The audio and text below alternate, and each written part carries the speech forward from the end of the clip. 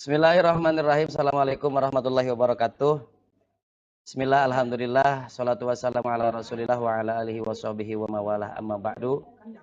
Perkenalkan, nama saya Heri Suhendar. Pada kesempatan kali ini akan membahas sejarah kebudayaan Islam yang berjudul atau tema dakwah Rasulullah Shallallahu Alaihi Wasallam pada periode Mekah. Selamat menyaksikan. Bismillahirrahmanirrahim. Apa kabar anak-anakku sekalian? Alhamdulillah, semoga kita semua senantiasa selalu ada dalam lindungan Allah Subhanahu wa taala. Baik, anak-anakku sekalian, marilah kita buka acara atau pelajaran pagi hari ini dengan pembacaan bismillah bersama-sama. Bismillahirrahmanirrahim. Anak-anakku sekalian, perlu kita ketahui bahwasanya pada masyarakat Arab jahiliyah periode Mekah ini, ya, objek dakwah Rasulullah Shallallahu Alaihi Wasallam pada awal kenabian adalah masyarakat pada waktu itu, masyarakat Arab pada waktu itu adalah masyarakatnya jahiliyah, ya, atau masyarakat yang masih dalam kebodohan.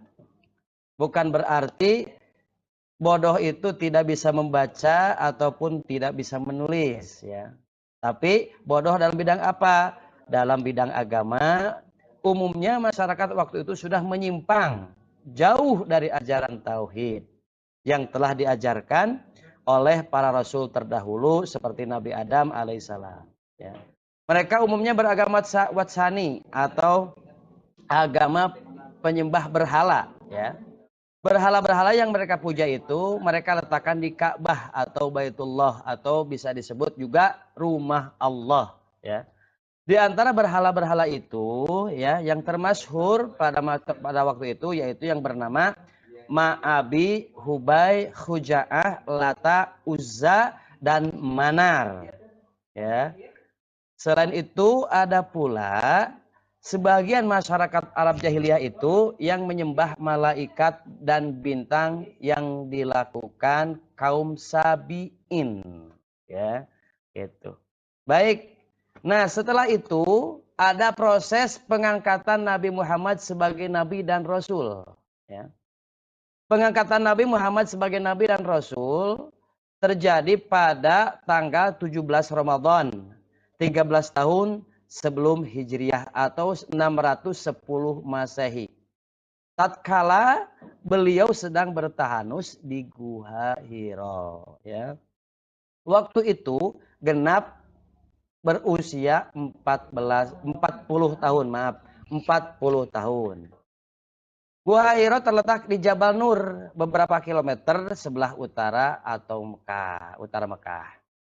Muhammad diangkat Allah Subhanahu wa taala sebagai nabi atau rasulnya ditandai dengan turunnya malaikat Jibril untuk menyampaikan wahyu yang pertama kali, yakni Al-Qur'an surah Al-Alaq ayat 1 sampai 5. Turunnya Al-Quran pertama tersebut dalam sejarah Islam dinamakan dengan Nuzulul Quran. Nah, makanya di dalam setiap 1 tahun sekali pada bulan suci Ramadan kita selalu memperingati Nuzulul Quran. Adapun menurut sebagian ulama, setelah turunnya wahyu pertama, Quran surah Al-Alaq, turun pula surah Al-Mudassir ayat 1 sampai 7 yang berisi perintah Allah Subhanahu wa taala agar Nabi Muhammad berdakwah menyiarkan ajaran Islam kepada manusia, ya. Setelah itu, tatkala Nabi Muhammad SAW berada di Mekah atau periode Mekah selama 13 tahun, ya, yaitu 610 sampai 622 Masehi. Secara berangsur-angsur telah diturunkan kepada beliau wahyu berupa Al-Quran sebanyak 4.726 ayat yang meliputi 89 surah. Surah-surah yang diturunkan pada periode Mekah ini yaitu dinamakan surah Makkiyah.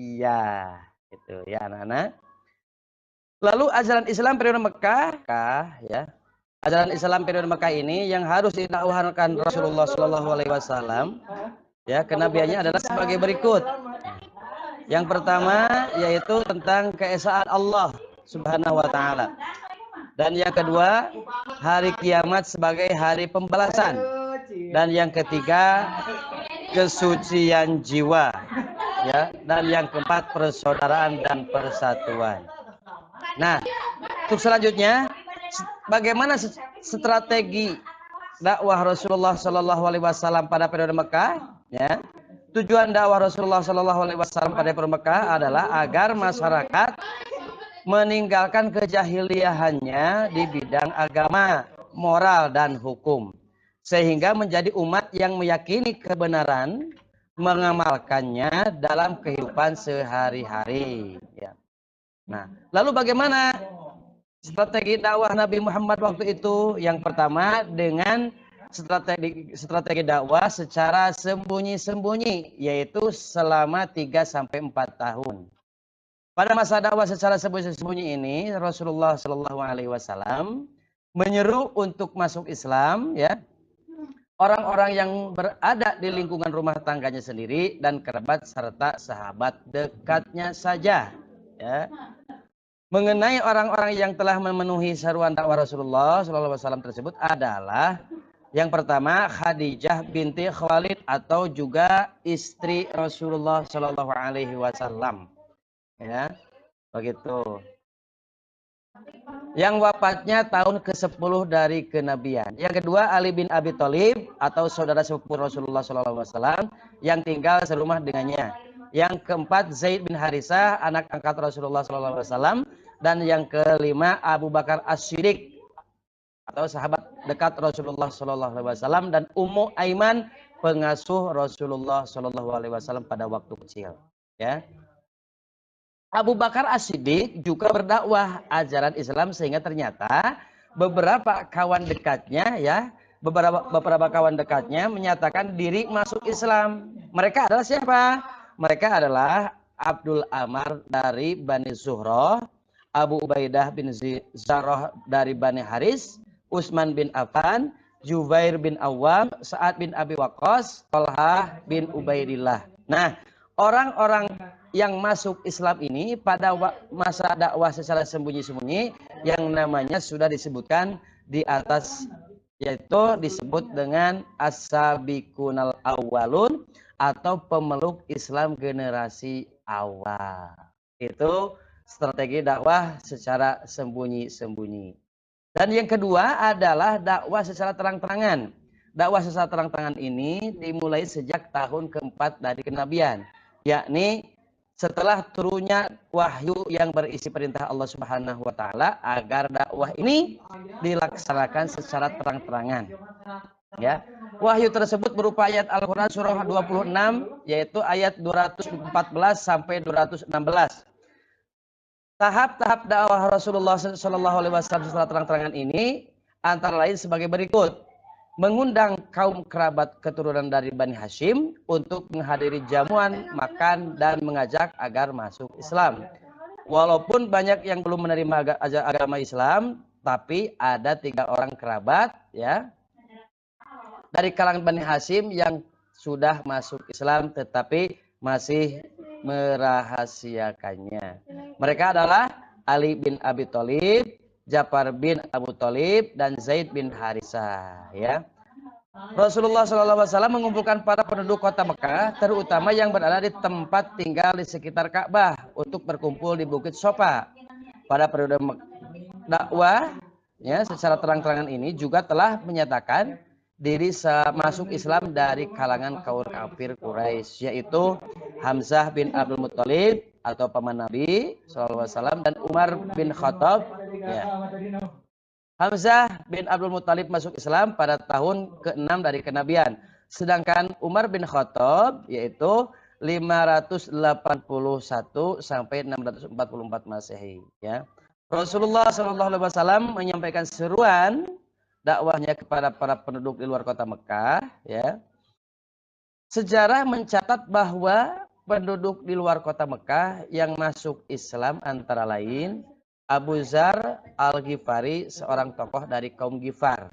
Yang kedua, Tufail bin Amr dan Ad-Dausi seorang penyair terpandang dari kaum Daus. Ya. Yang ketiga, dakwah Rasulullah SAW terhadap penduduk Yasrib atau Madinah gelombang pertama tahun 620 Masehi. Telah masuk Islam dari suku Aus dan Kharaz sebanyak 6 orang. Gelombang kedua tahun 621 Masehi sebanyak 13 orang. Dan pada gelombang ketiga tahun berikutnya lebih banyak lagi, diantaranya Abu Jabir Abdullah bin Amr, pimpinan kaum Salamah. Ya. Pertemuan umat Islam Yasrib dengan Rasulullah SAW pada gelombang ketiga ini terjadi pada tahun ke-13 dari kenabian dan menghasilkan Baitul Aqobah.